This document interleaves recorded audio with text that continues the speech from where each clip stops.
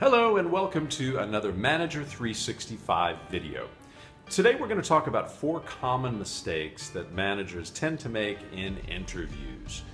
Number 1, they fail to prepare. Many interviewing managers feel that since they've conducted a lot of interviews in the past, they don't need to prepare for each and every one. Now, when this happens, what the manager is essentially saying is that they're taking the interview session itself for granted.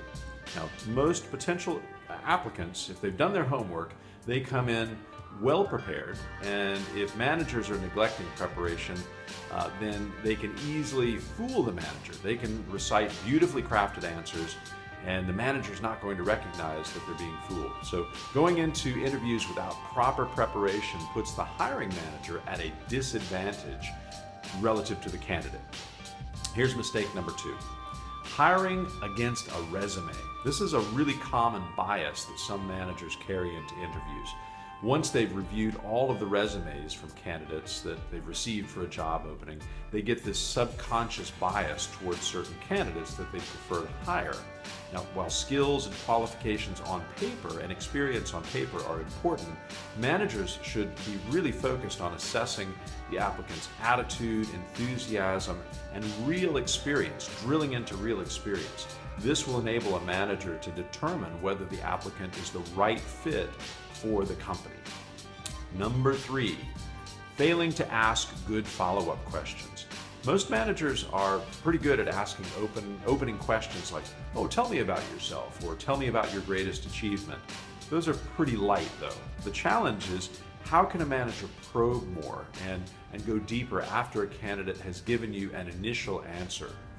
Managers really deny themselves a great opportunity to find out more about an applicant and whether they've really been honest about their answers and their experience when they jump straight to other questions without doing a proper follow-up.